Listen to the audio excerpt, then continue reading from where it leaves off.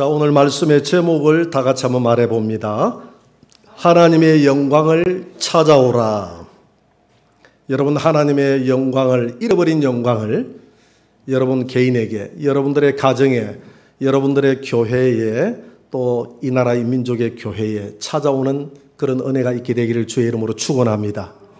오늘 본문의 내용은 이스라엘 백성들이 광야 40년 생활을 끝내고 가나안 땅에 들어가서 사사시대를 맞이하면서 사사시대 말년에 블레셋과의 전쟁이 벌어지는 그런 장면입니다.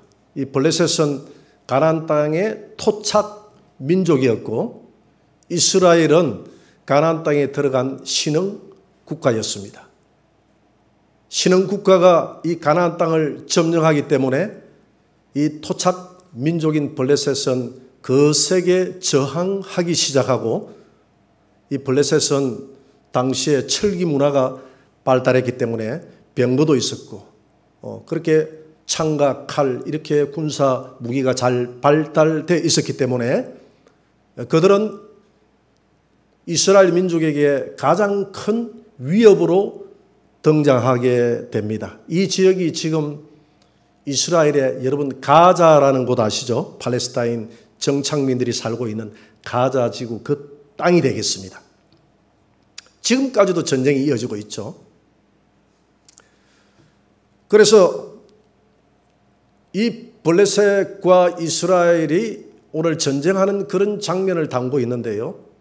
이스라엘은 한 번도 토착민들에게 패해 본 적이 없기 때문에, 물론 전투 가운데서 몇 명 정도는 이렇게 전사할 수 있지만은 지금까지 승승장구했기 때문에 이 블레셋과의 전투에서 가볍게 승리할 수 있을 것이다라고 생각을 하고 전투에 임했는데 4,000명이나 되는 이스라엘 병사들이 전사하게 되는 그런 불운을 당하게 됩니다. 이스라엘의 장로들이 모여서 야, 지금까지 이런 일이 없었는데 하나님이 우리의 대장이 되사 이 전쟁에서 지금까지 싸워 이겨왔는데 왜 우리가 이렇게 많은 전사자를 내고 패배하게 되었을까? 그래서 그들은 언론 끝에 이 전세를 단숨에 역전시킬 수 있는 방법은 하나님의 법궤를 가지고 오는 길밖에 없다. 그래서 당시 실로에 하나님의 성전에 두었던 이 법궤를 전쟁터에 모시고 오게 됩니다. 그 법궤의 현장을 한번 그림으로 보여주세요. 여러분, 지금 여기에 보면 에베네셀은 이스라엘 백성들의 진을 쳤던 장소고, 저 아벡이라는 저 장소는 블레셋 군인들이 진을 쳤던 장소입니다. 이 두 군데서 서로 진을 치고 서로 마주보고 전쟁을 지금 하고 있는 와중이에요. 이런 와중에 실로에 있는 하나님의 성전에서 법궤를 가지고 이 에베네셀 이스라엘 진지 안으로 들어오니까 이 이스라엘 백성들의 그 사기는 이루 말할 수 없이 하늘을 찌를 듯 함성을 지르고 고함을 칩니다. 그랬더니 이 블레셋 진에서 당황하기 시작합니다. 저들이 갑자기 저렇게 이전에 볼 수 없는 저런 사기가 충천한 것이 어디에서 났느냐라고 조사를 해보니까 저 전선에 하나님의 법궤가 들어왔다는 이야기를 블레셋 군사들이 듣게 되고, 이것을 듣는 순간에 저들은 벌벌 떨게 됩니다. 큰일 났다. 지금까지 하나님의 법궤의 위력을 봐왔다 이 말입니다. 그래서 그들은 우리가 이스라엘의 종이 되지 않기 위해서는 죽기를 각오하고 싸우자. 그렇게 해서 이스라엘하고 그날 전투가 치열하게 벌어졌는데, 놀랍게도 이스라엘이 이 전쟁에서 전면전에서 비참하게 패하게 됩니다. 3만 명이라는 전사자를 내고 퇴각을 하게 됩니다. 법궤는 빼앗겨버렸고, 법궤를 지키고 있던 엘리 제사장의 두 아들 홈니와 비나하스는 그 자리에서 전사하게 됩니다. 이 소식을 전령으로부터 들었던 이 엘리 제사장은 당시 98세의 노구였습니다. 아들이 전사하고 법궤를 적에게 뺏겼다는 이야기를 듣고 너무 충격에 빠졌어. 뒤로 자빠져서 목이 부러져서 죽었다. 이렇게 성경은 이야기하고 있습니다. 당시 비나스의 부인은 비나스와 결혼을 해서 만삭이었어요. 이 비나스의 부인이 죽어가면서 아기를 낳았는데 그 아기의 이름을 이가봇이라고 짓게 됩니다. 이가봇은 하나님의 영광이 우리 가정에서 떠났다. 하나님의 영광이 이 백성에게서 떠났다라는 그런 뜻이 되겠습니다. 그 아들의 이름을 이가봇이라고 짓고 그도 죽게 됩니다. 이렇게 해서 엘리 시대가 마감하고 사무엘 시대가 새롭게 이스라엘에 등장하게 되는 그런 전환점이 바로 이 블레셋과의 이 전쟁이었습니다. 오늘 이 전쟁에서 승리한 이들은 이 법궤를 가지고 아스돗에 있는 도시에 그들의 다곤 신상의 법궤를 포로로 잡아가서 다곤 신상 앞에 두게 됩니다. 사무엘상 4장 5장 2절을 한번 봅니다. 5장 2절을 한번 봅니다. 같이 한번 읽어볼까요?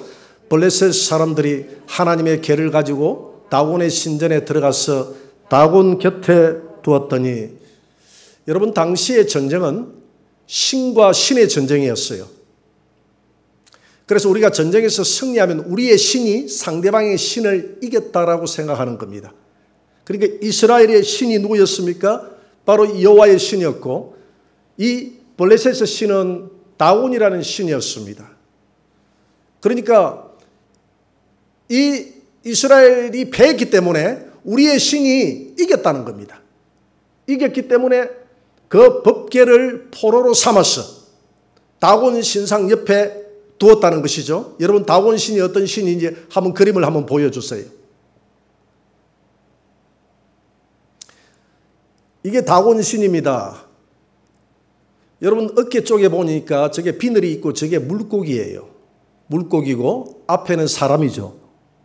왜 물고기와 사람을 저렇게 어울려서 해놨느냐 하면 우리가 블레셋이라는 그 지형을 이해할 필요가 있어요. 이 블레셋은 서해안에 지중해를 끼고 있는 평야가 넓은 곡창지대였습니다. 또 반면에 그들은 그 서해안에 지중해를 끼고 있었기 때문에 업이 그들의 또 일상생활이었어요. 그래서 물고기의 신과 농사를 지을 수 있는 사람의 신을 이렇게 겹쳐가지고 업도 잘 되게 해주시고 농사도 잘 되게 해주시고, 그렇게 해서 그 이상한 물고기와 사람을 이렇게 겹쳐가지고 다곤 신이라는 신을 만들어냈다 이 말입니다. 그래서 여호와의 신을 다곤 신 앞에 갖다 놨는데 그 다음날 아침에 이 다곤 신의 제사장들이 매일같이 제사를 지내지 않습니까? 아침에 제사를 지내기 위해서 신전에 들어갔는데 놀라운 일이 벌어졌습니다. 사무엘상 5장 3절을 한번 봅니다.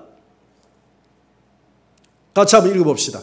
아스돗 사람들이 이튿날 일찍이 일어나 본즉 다곤이 여호와의 궤 앞에서 엎드려져 그 얼굴이 땅에 닿았는지라 그들이 다곤을 이렇게 다시 그 자리에 세웠더니,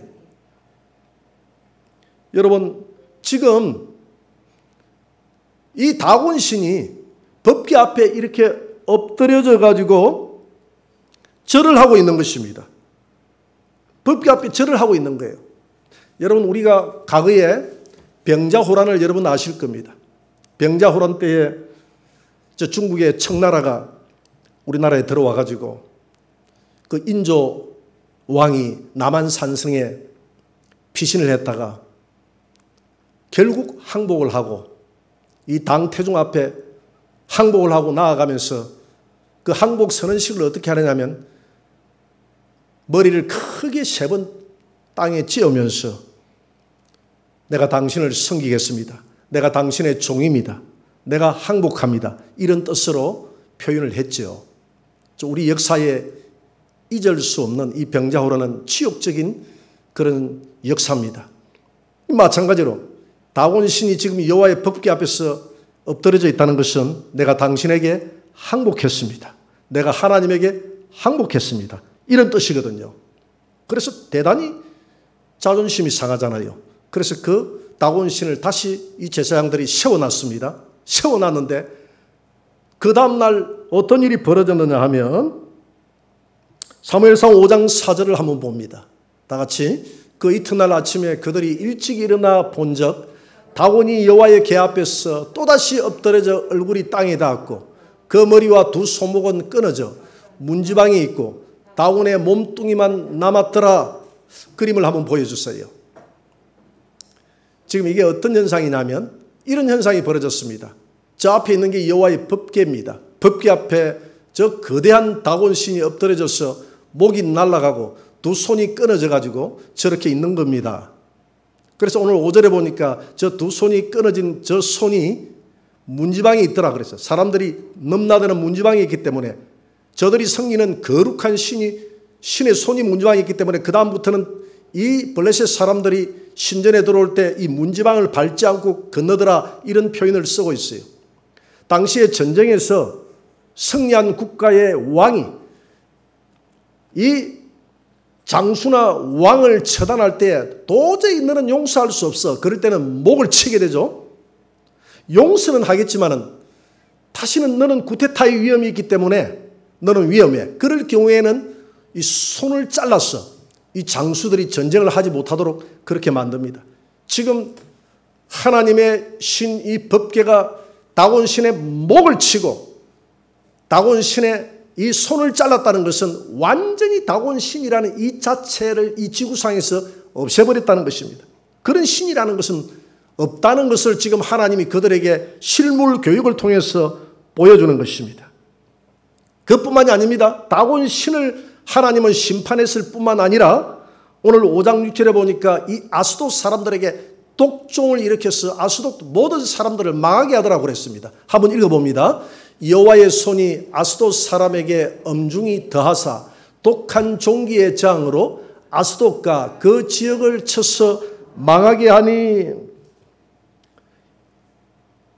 이 아스돗 지역뿐만이 아니라 아스돗이 초토화되니까 막 도시들을 이 법궤를 옮겨가는데 옮겨가는 데마다 그 도시가 초토화되는 거예요. 여러분 이 하나님의 법궤가 과연 포로로 잡혀온 것일까요? 아니면 하나님 스스로 적진에 들어온 것일까요? 트로이의 목마라는 영화를 여러분들이 아마 대부분 보았을 겁니다. 트로이의 목마 그 사진을 한번 보여주세요. 이게 영화에 나오는 장면입니다. 여러분 이 트로이의 목마가 어떤 영화의 내용이냐면 BC 1200년경에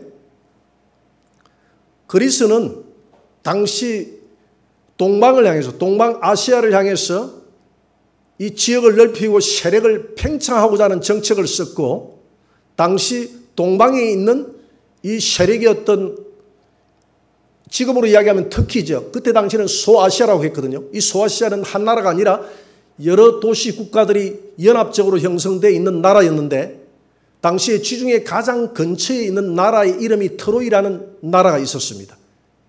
지금으로 우리가 성경의 사도행전에 나오는 에베소라는 그런 지역을 끼고 있는 나라가 바로 이 트로이라는 이 도시 국가였어요. 강력한 국가였습니다. 이 국가는 저 서방을 향해서 팽창하고자 하고 그리스는 동방을 향해서 팽창하고자 하는 두 세력이 부딪히게 됩니다. 어떤 사건을 통해서 그리스가 먼저 성공을 하게 되는데요. 그리스는 쉽게 이 트로이를 점령할 것으로 생각했는데 10년 동안이나 이 전쟁이 진부하게 싸우는데도 이 트로이를 점령하지 못하는 겁니다. 트로이의 성이 너무나 견고한 것입니다. 그래서 그리스에서 한 전략가가 전략을 내게 되는데 그게 뭐냐면 바로 이 트로이의 목마를 만드는 것이었습니다. 밑에는 바퀴를 달았고요. 이 목마 속에는 30명의 병사들을 집어넣습니다. 그리고 이 트로이 도시에서 유언비어를 퍼뜨렸습니다. 앞으로 트로이라는 목마가 나타날 터인데 이 목마를 누구든지 차지하는 자가 승리하게 될 것이다. 승리의 그 신이 트로이의 신이 목마의 신이 우리와 함께할 때 우리는 승리하게 된다. 이런 소문을 퍼뜨립니다. 그런데 아니나 다를까요? 전쟁에 트로이의 목마가 나타나기 시작합니다.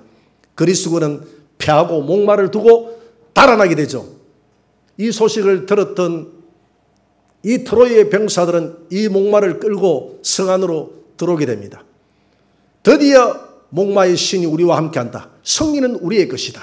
그렇게 해서 그날 축제를 벌이고 술판을 벌이고 무장을 해제하고 잠든 사이에 이 목마 안에 있던 이 병사 30명이 밤에 살짝 나왔어. 그리스군에게 신호를 보냅니다. 쳐들어오라고. 그리스군이 살짝 밤에 접근하는 사이에 이 견고한 성문을 그들이 열어놓게 됩니다. 그들이 밤에 들어와서 완전 무장이 해제되어 있는 그들을 초토화시켜서 이 트로이의 지역을 점령하게 되고 10년 동안 진부하게 끌어왔던 전쟁의 종지부를 찍게 되는데, 이게 바로 트로이의 목마라는 그런 영화를 만들어서 이렇게 만들어낸 것입니다. 여러분, 오늘 하나님의 법궤는 이와 같은 일이죠. 저들이 하나님의 법궤를 포로 삼아서 끌고 갔지만은 이 하나님의 법궤는 그들 적진에 들어가서 그들을 완전히 적진을 초토화시켜버리는 이런 일들을 만들어낸다 이 말입니다. 이 아스돗 사람들의 그 입으로 뭐라고 이야기하느냐면 오늘 5장 7절에서 이렇게 이야기합니다. 같이 한번 읽어볼까요? 아스돗 사람들이 이를 보고 이르되 이스라엘 신의 궤를 우리와 함께 잊지 못하게 할지라 그의 손이 우리와 우리 신 다곤을 친다 하고. 여러분, 우리는 여기서 좀 의문을 가져볼 필요가 있습니다. 왜 하나님께서 이렇게 다곤 신의 목을 끊고 이 블레셋 지역에 들어가서 블레셋 사람들을 초토화시키는 이런 작업들을 지금 이곳에서 엄밀하게 할 것이 아니라 이미 전쟁이 벌어졌을 때에 그 앞서서 에벤에셀과 그 아색에서 전면전이 벌어졌을 때 하나님의 법궤를 이스라엘 백성들 앞에 놓아두었을 때 그때의 적들을 물리쳤더라면 우리 하나님의 영광이 더 드러났을 터인데, 이스라엘 백성들이 그 하나님을 더 찬양했을 터인데 왜 하나님은 그때 이스라엘 백성들 편에 서서 하나님의 영광과 권능을 드러내지 않고 하나님 스스로 이 아스돗에 들어와서 이런 영광을 이방인들에게 드러내시고 이스라엘 백성들에게는 이런 영광을 숨겼느냐 하는 것입니다.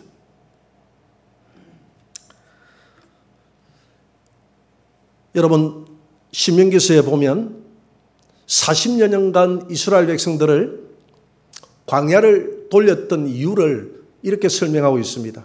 하나님이 한 벌 옷과 한 벌 신발을 통해서 만나를 먹이시고 이 백성들에게 가진 이적과 기적을 통해서 이 백성들을 이끌어온 이유는 단 하나다. 상천하지의 여호와만이 내 하나님임을 이 백성들로 하여금 체험을 통해서 알게 하려 함이라. 할렐루야. 그렇게 해서 이 백성들에게 상천하지의 하늘과 땅 사이에 신이라는 것은 여호와밖에 없다는 것을 인식시켜서 가나안 땅에 들여 보냈는데, 이 가나안 땅에서 이 이스라엘 백성들은 오직 여호와, 오직 예수, 그분만을 나의 하나님으로 섬기지 않더라는 것입니다. 그들은 그 땅에 있는 토속신을 섬기기 시작합니다. 바알 신을 섬깁니다. 아세라 신을 겸하여 섬깁니다.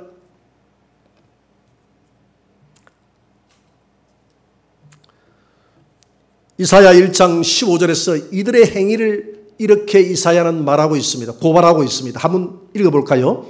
너희가 손을 펼 때에 내가 내 눈을 너희에게서 가리고 너희가 많이 기도할지라도 내가 듣지 아니하리니 이는 너희의 손에 피가 가득함이라.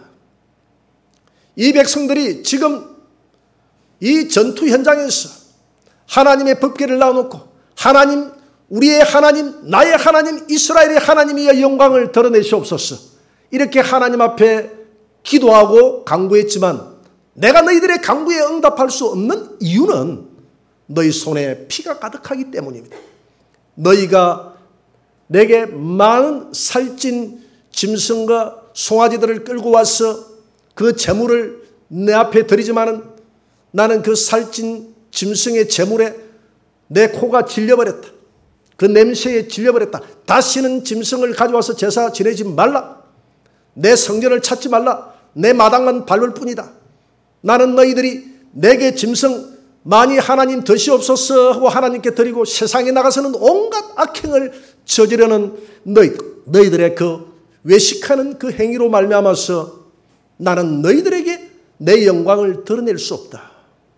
그래서 하나님이 이 백성들이 비록 부르짖고 하나님 앞에 예배하고 하나님이 우리 편에서 영광을 드러내라고 그렇게 기도해도 하나님은 그들의 기도에 응답하지 않고 하나님의 영광을 그들에게서 가려버렸다 이 말입니다. 우리 주님이 말씀했습니다. 너희들이 하나님을 찬양할 수 없다면 이 돌들로도 하나님을 명하여 하나님을 찬양하고 이렇게 할 수 있다고 이야기합니다. 여러분, 이 백성들이 타락했을 때는 하나님 스스로가 적들에게 들어가서 하나님의 영광을 취하시는 하나님이신 것을 믿으시기 바랍니다.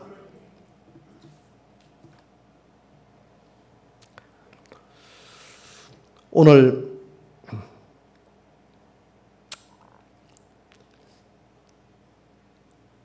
이런 모습을 쳐다보면서 엘리가 죽고 영적으로 눈이 밝았던 영적 지도자 사무엘이 등장하게 됩니다. 여러분, 엘리 시대와 사무엘 시대는 완전히 다른 시대입니다.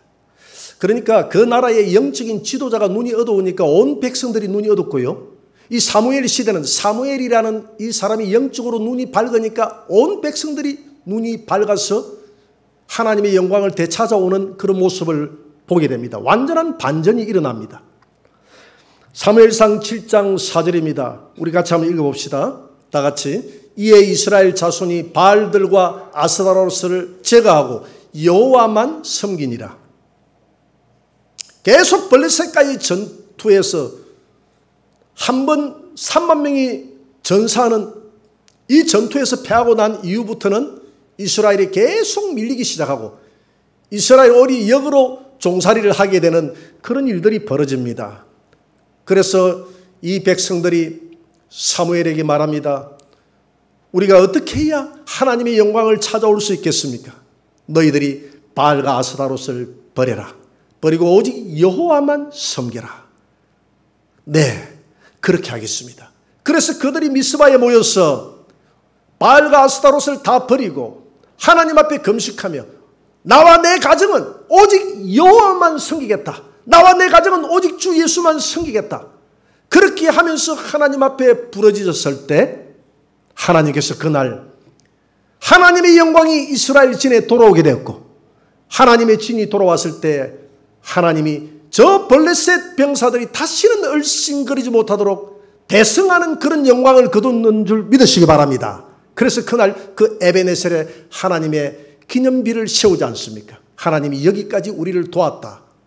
에베네셀의 하나님, 그 하나님의 기념비를 세웠다 이 말입니다.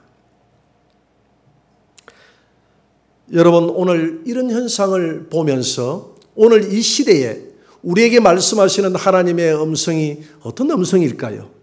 지금 이 코로나 팬데믹이 1년 6개월을 넘어서고 2년을 가까이 지금 접근하고 있습니다.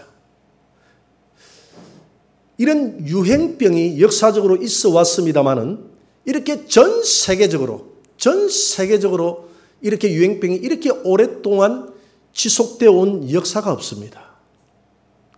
여러분, 이런 유행병은 성경에 보니까 하나님이 주시는 병이라고 되어 있어요. 하나님이 천사를 통해서 주는 병이라고 그랬어요. 그래서 이 병은 하나님이 천사를 통해서 멈추라라고 할 때 이 병이 멈춰진다고 성경에는 이렇게 우리에게 말씀하고 있습니다. 오늘 우리는 이런 코로나 팬데믹을 바라보면서 우한 코로나를 우리가 처음부터 막지 못해서 그렇다. 지금 이 시간에 백신을 확보하지 못해서 우리가 더 어렵다. 등등 여러 가지 우리가 원망을 쏟아내고 이런 원인들을 분석해내고 있습니다. 물론 그럴 수 있어요. 그게 살아가는 사람의 삶인데 그런 것이 뭐 잘못된 것은 아니에요. 이 민주국가에서 다양한 음성들이 나올 수는 있습니다. 그러나 우리 성도들은, 이 한국 교회는, 하나님의 백성들은 중요한 것을 잊어서는 안 됩니다. 하나님께서 왜 이런 유행병을 오랫동안 이 민족에게, 이 땅에 허락했느냐는 것입니다. 오늘 대한민국의 이 유행병으로 말미암아서 하나님의 영광이 떠나가고 있습니다. 성도들은, 인구가, 믿음의 성도들이 줄어들고 있어요. 처음으로 교회 목회자가 줄어들고 있습니다. 신학교에 목회자들이 가지 않습니다. 한국 교회가 쇠퇴하는 데에 결정적인 역할을 하는 것이 바로 이 코로나 팬데믹이에요. 한국 교회뿐만이 아닙니다. 전 세계 교회가 지금 다 내려앉고 있어요. 하나님의 영광이 떠나고 있습니다. 오늘 사무엘은 분명히 이야기합니다. 하나님의 영광이 떠나는 이유가 있다. 하나님의 영광이 떠나는 이유는 너희들이 여호와만을 섬기는 것이 아니라 너희들의 가정에, 너희들에게 바알과 아스타롯을 함께 섬기는 혼합주의, 인본주의, 만몬주의로 이 민족의 교회들이, 이 땅에 있는 모든 교회들이 지향하며 가기 때문에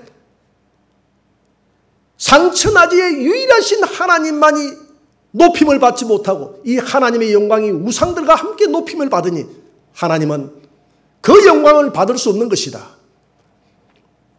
어찌 그리스도와 벨리알이 조화될 수 있느냐? 성령과 우상이 어찌 조화될 수 있느냐? 그럼에도 불구하고 이 땅에 있는 모든, 이 땅에 있는 교회들은 그리스도와 벨리알을, 우상과 하나님의 성전을 지금 조화시키는 그런 작업을 하고 있으니 하나님께서 이 땅에 있는 모든 교회들에게 하나님의 영광을 거두어 가시는 것입니다. 여러분, 오늘 우리에게 하시는 하나님의 다양한 음성이 있지만 오늘 교회에, 오늘 우리 성도들에게, 오늘 목회자인 저에게 하시는 하나님의 음성이 들리기를 바랍니다. 우리 기독교는 세상과 타협하고 세상과 조화되는 그런 신앙이 아니에요. 우리 기독교는 세상 속에 들어가서 세상을 변화시키는, 어둠을 몰아내고 빛과 소금의 역할을 하는 그런 종교가 우리 기독교다 이 말입니다. 그러나 우리는 세상의 빛과 소금이 되기보다는, 세상의 하나님의 권능으로 세상을 밝히기보다는 세상과 조화되고 세상과 섞이고 그렇게 살아가려고 노력한다 이 말입니다. 이 땅에 있는 모든 교회들이 평화운동이다, 인권운동이다 하면서 우상들과 손을 잡아요. 저 유럽의 교회는 그렇게 손을 잡고 교회가 다원주의로 다 빠집니다. 자유주의 신학으로 다 빠집니다. 에베소 교회를 향해서 첫사랑을 회복하지 못하면 내가 촛대를 옮긴다고 했는데 하나님의 성령의 역사를 옮긴다고 하지 않습니까? 유럽에서 하나님의 성령의 역사를 하나님이 옮기는 것입니다. 유럽의 교회들이 완전히 내려앉아 버렸잖아요. 여러분, 이 한국 교회가 하나님의 영광이 떠나서는 안 되는 것입니다. 하나님의 영광을 찾아와야 되는 것입니다. 잃어버린 하나님의 영광을 교회가 찾아와야 되는 것입니다. 우리는 오늘 이 땅에 일어나는 이런 수많은 코로나와 같은 이런 유행병들을 쳐다보면서 이것이 잘못이다, 저것이 잘못이다라고 말하기 전에 하나님께서 오늘 교회에, 오늘 나에게, 오늘 여러분들에게 하시는 그 회개하라는 하나님의 음성이 들리게 되기를 주의 이름으로 축원합니다. 저는 이 말씀을 준비하면서 대단히 찔림을 받았습니다. 내가 과연 우리 성도들에게 이렇게 회개하라고 말할 자격이 있는가? 한국 교회여 회개합시다라고 이렇게 말할 수 있는 자격이 있는가? 내가 자격이 있어서 이 말을 하는 것은 아니에요. 함께, 죄인된 우리가 함께 오늘 이 시대에 말씀하시는 하나님의 음성을 듣고 겸허하게 십자가 밑에 무릎을 꿇고 우리 안에 주님보다 더 사랑하는 것이 있다면 다 내려놓고 말세가 되면 사람들이 세소가 되어지고 세상 풍속을 쫓아가는 이 성도들이 세상 풍속과 결별하고 결단하고 살아있는 생명체는 물결을 거슬러 올라간다고 하지 않습니까? 죽은 생명체는 물결을 흘러 따라가는 거예요. 세상 풍속을 흘러 따라가는 것이 아니라 우리는 살아있는 하나님의 백성이요 하나님의 생명체이기 때문에 이 세상 풍속을 거슬러 올라갔어. 우리는 좁은 길을 걸어갔어. 하나님 앞에 두 손을 들고 하나님, 내가 잘못했습니다. 우리 가정이 하나님의 영광을 회복하지 못하는 것은 나 때문입니다. 우리 자녀들에게 하나님의 영광이 드러나게 하여 주옵소서. 한국 교회가 1987년도에 장대현 대부흥의 역사가 있었습니다. 그 장대현 대부흥의 역사가 한국 교회의 부흥의 전환점이 됐어요. 그 부흥이 처음에 시작을 했는데 밋밋해가지고 하나님의 성령의 역사가 없었습니다. 그래서 그 자리에 강사로 오신 분들이 자기의 죄를 회개하기 시작합니다. 그러니 하나님의 성령의 역사가 점점 강하게 역사합니다. 마지막 날 길선주 장로가 그 자리에서 회개의 방점을 찍게 됩니다. 여러분, 오늘이 부흥의 마지막 날입니다. 나는 이 고백을 하지 않을 수 없습니다. 내 친구가 이 땅을 떠나면서 친구의 아내가 글자를 모르는 일자무식이니 내가 저를 두고 떠나기에는 너무 가슴이 아프다. 그러니 내 친구 선주야, 내가 자네에게 돈 100불을 맡겨두니까 이 돈으로 내 아내와 우리 가정을 돌봐다오. 이렇게 해서 100불을 맡겼는데 내가 그 돈을 입마에 포켓하고 다 내가 집어삼켰습니다. 내가 악한 죄인입니다. 겉으로는 내가 장로라고 이렇게 했지만 뒷구녕에서는 이렇게 내가 죄를 저지르는 내가 악한 죄인입니다.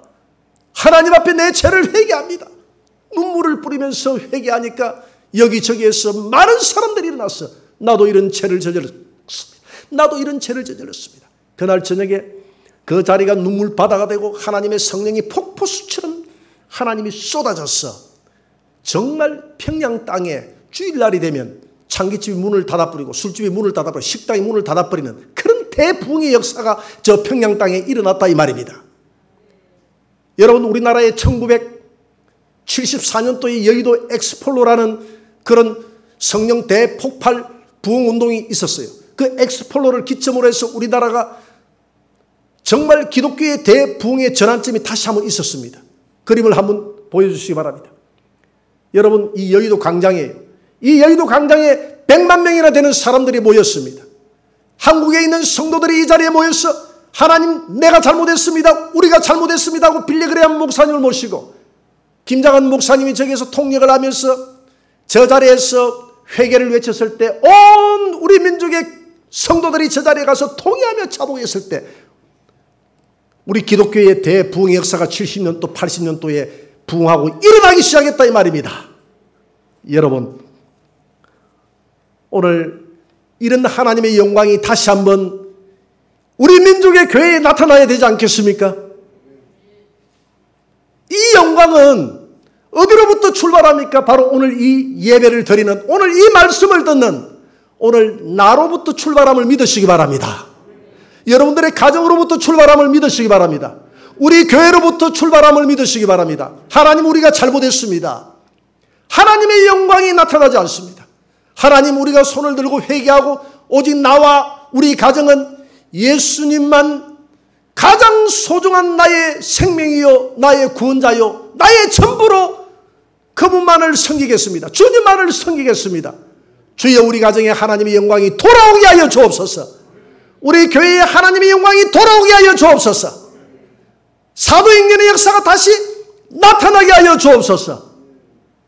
그리하여 이 땅에 이 코로나 팬데믹을 통해서 말씀하시는 하나님의 음성이 우리 교회에 나에게 오늘 이 시간 들리게 하여 주시고 하나님의 영광이 다시 회복되어져서 우리 대한민국 교회를 통해서 이 땅에 주님 오시는 그날까지 복음이 전해지지 않는 종족마다 다시 한번 더 전해지는 그런 민족의 교회로 우리를 써주옵소서. 그 출발점이 오늘 저와 여러분들이 되시기를 주의 이름으로 축원합니다.